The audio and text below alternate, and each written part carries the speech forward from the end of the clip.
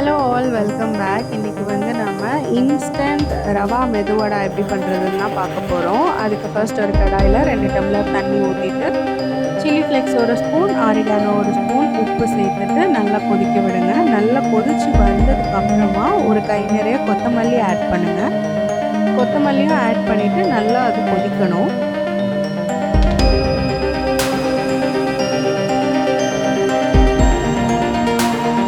நல்லா கொதி வந்ததுக்கப்புறமா 2 கப் ரவை ஆட் பண்ணிவிட்டு நம்ம ஆட் பண்ண தண்ணியெல்லாம் அப்சார்ப் ஆகி நல்லா ரவை வந்து குக் பண்ணுற அளவுக்கு நல்லா குக் பண்ணுங்கள்.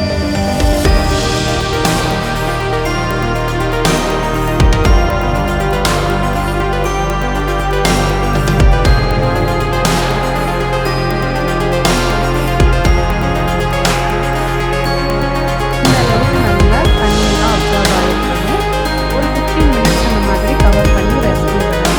15 மினிட்ஸ்க்கு அப்புறம் கையில் ஆயில் யூஸ் பண்ணிவிட்டு நல்லா சப்பாத்தி மாவு செய்கிற மாதிரி நல்லா பச்சையாக இருக்கணும்.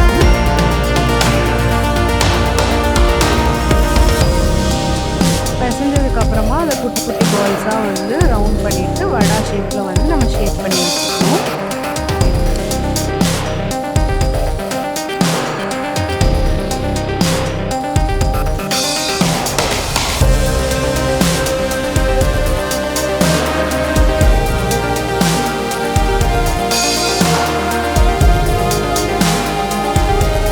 எல்லா மாவையும் இதே ஷேப்பில் வந்து முன்னாடியே செஞ்சு வச்சுக்கணும். இப்போ ஒரு கடாயில் எண்ணெய் வந்து கொஞ்சம் மீடியம் ஹீட்டில் இருக்கணும்.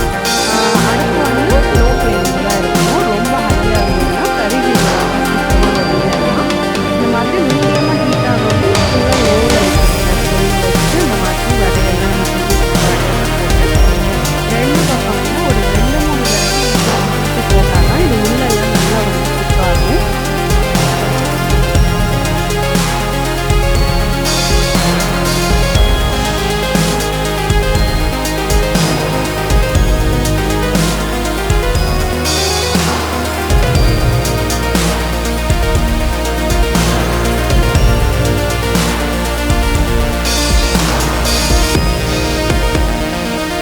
இந்த மாதிரி கோல்டன் கலரில் வந்தோம்னா அவ்வளோதான், எடுத்துடலாம்.